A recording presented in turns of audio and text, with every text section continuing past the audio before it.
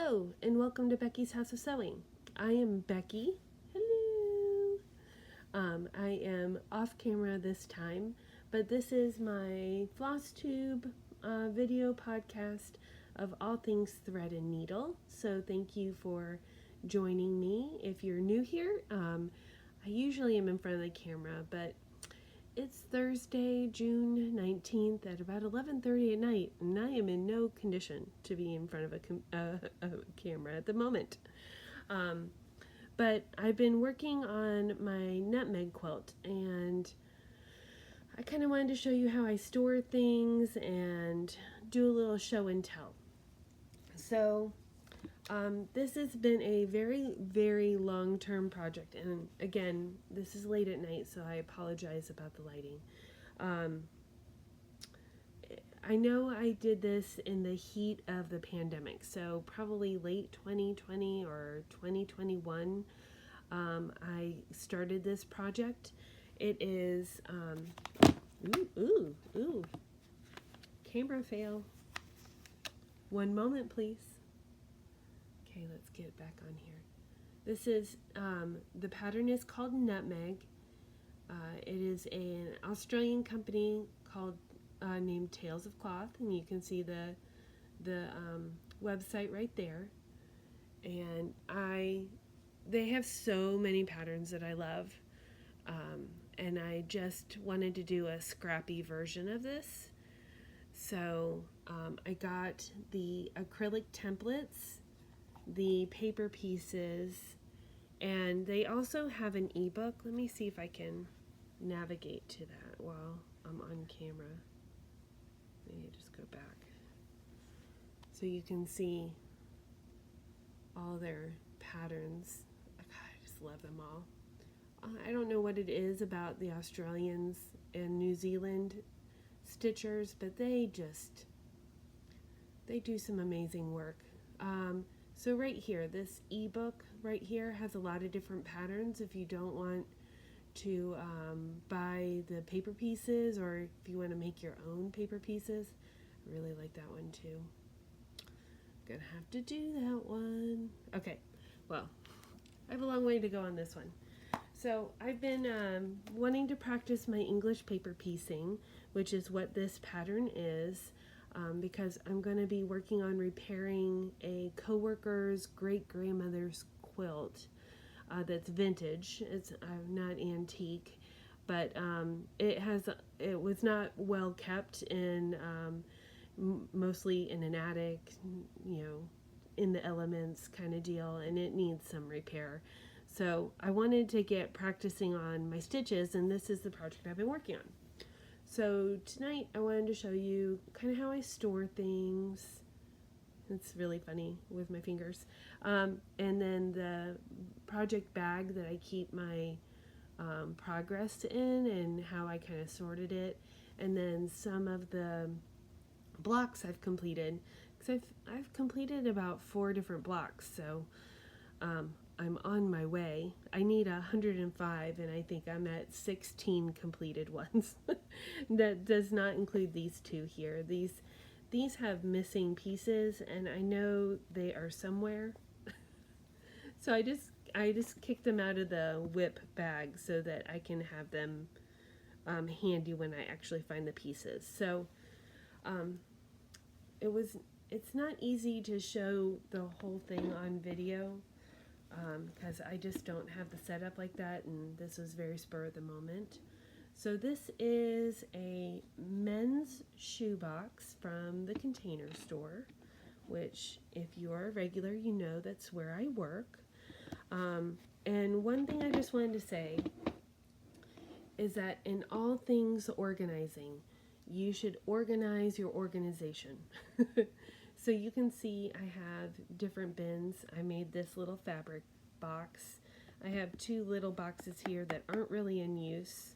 And then I have this paper box, which is what the templates and the pieces came in.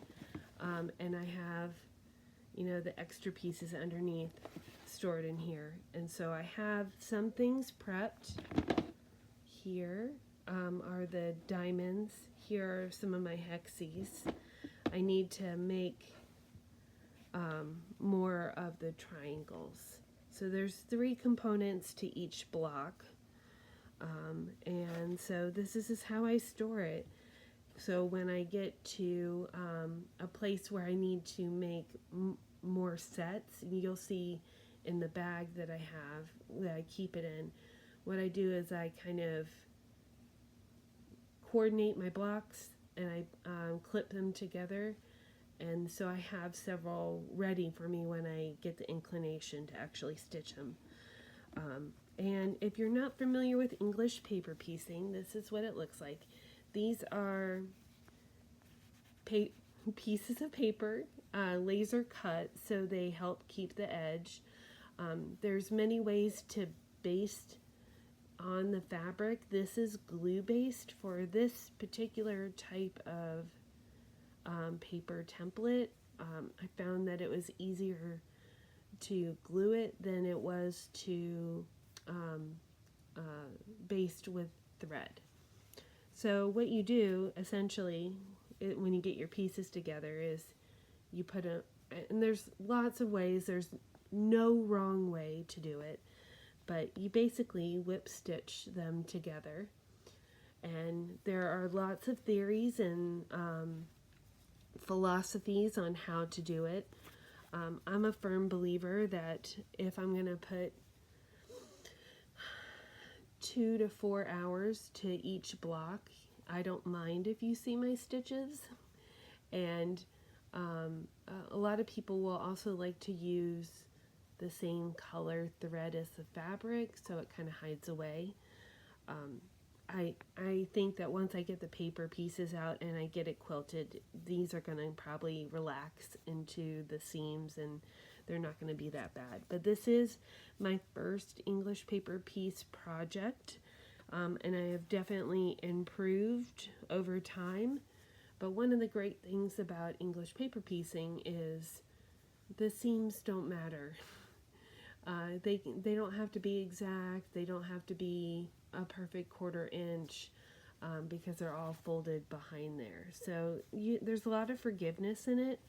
It's very soothing, just in the same ways that cross stitch is, and you don't have to look at a pattern necessarily because you're just basically doing the same stitch over and over again. Okay, move this off camera. This, oh look, there's money. I'm throwing money at you. This is just a simple lap desk that I use when I'm sitting on the couch to cross stitch. This is the bag, and I think I've shown this before. I made this bag. I like to make random project bags just to come up with my own pattern. So this is not a pattern whatsoever. But these are all scraps from my halo quilt that I just made my own fabric by randomly piecing things together. And here you can see the back of it. And quilted it onto some foam that I had. I'm not sure if it was by Annie's or Bozell. And I made this little tab of Velcro. And I made this bag so that I could have some projects with me when I flew to Florida for a friend's funeral, which is a sad reason to make it, but I knew I wanted, even though it's a shorter flight, I wanted to have something to distract me because we need that. So this bag, it might be easier for me to do it this way.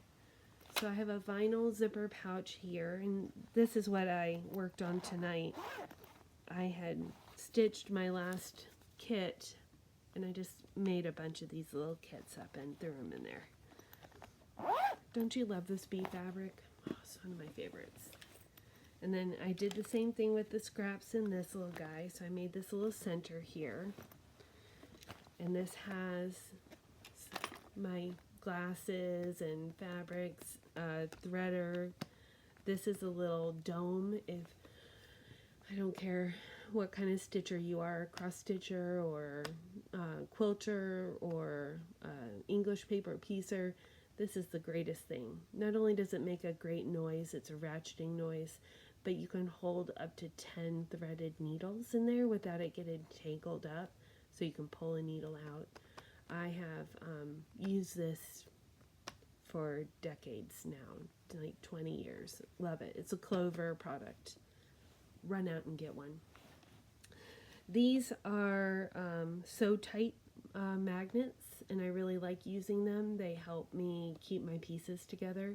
This is actually something that you can wear like on your clothes and slap your scissors on it and such like that. This is just a thread catcher. And then inside here is a pouch so that I could have like a work in progress. And this is just a little design board that I made with some elastic. And so if I'm not done with a block, I can just keep it right in there and it's safe and sound. And these are the blocks I've been working on. And I like keeping them in here because when I first get done with them, they're kind of all wrinkly and squashed up because I've been folding them and sewing them. So putting them in there kind of almost flattens them out, especially since I have 16 of them here. So I just thought I'd go through them here and show you my progress so far because I think they're adorable. So here's one. Here's another one. I really like this bright color. Super scrappy. My idea is to keep the points of the stars solids, and I'm gonna do them in 3 different colors. And there's that bee fabric again. Navy blue, white, and a light gray. Some I used print on print for it. But that's my goal, is to kind of have them all have that same kind of unity so your eye rests a little bit. But then they would all be funky outside of that. Artichokes. I just love these balloon animals. I have like about 3 of them. If you're ever trying to get pieces to a quilt, a good way is to always have an odd piece. Same thing in interior design. You almost want things in 3s, not in pairs. I like how I fussy cutted these little guys so that the birds are all showing on there. I really like that alphabet one. Isn't that great? And that ditzy flower. Here's one I did just recently too. You can see how it's a little more wonky. That's the one I just finished, I believe. I'm trying to think of what the other ones I just did. I've played around with them so much and I got them out of order on what I've just completed, but I know that this one I've just done. So those are all 16 of the blocks. And I'm looking forward to getting started on some of these guys over here. So that's just a shorty little video on my bag and a project I've been working on.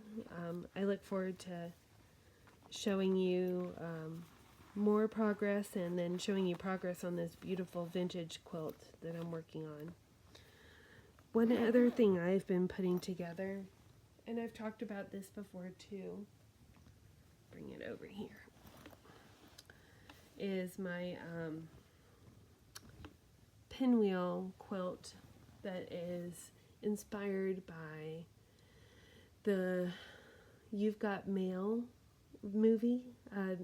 Meg Ryan has this gorgeous on-point pinwheel quilt on her bed in several scenes of the movie, and I'm just in love with it. And I don't know why, but the back of it, you can see it when she's sick and Tom Hanks is over there bringing her flowers. He tucks her into bed. You can see the back of the quilt, and the back of the quilt is just as pretty as the front. Anyway, I've been collecting brown and tans for a long time, and I've started using my AccuCutter quilt die cutter to cut out these pieces, but I wasn't satisfied until I've gotten this block. They were just too small. I really wanted a larger block. So this is a 12.5-inch block, which will finish at 12 inches. And it was just my tester. So now that I am satisfied with getting that size down, I'm looking forward to doing it. Now, Meg Ryan's isn't as scrappy. Hers is just the pinwheel block, and then, you know, when you start putting these together, they'll make these corners will make a block themselves. And in her quilt, these are all one piece, not 4 pieces together. But it's inspired by. It's not exactly the same. So I'm looking forward to getting that started. And then, yeah, got a couple other projects that I can't talk about yet, but I'm looking forward to sharing those when I get to them. So a shorter, quicker little video, but I wanted to do a little show and tell because I'm very proud of my English paper piecing little units. And I think they're going to be fun when I sew them together in, you know, a random fashion there. So get you an idea of what the quilt will kind of start looking like. You know, just random. Got to get some more whites in there. This is where a design board comes in handy. And you can see why I need some more grays in there. Kind of make it fun and funky. So anyway, that's what I've been doing. I promise I've been doing a few things, but I have not been cross-stitching. I don't know why. I love all my projects, just not what I'm doing right now. Well, you guys have a good night. I hope that you guys get some stitchy time, or at least, I think it's just fun to even think about stitching and getting projects done and coordinated. So have a good one. Until next time. Bye.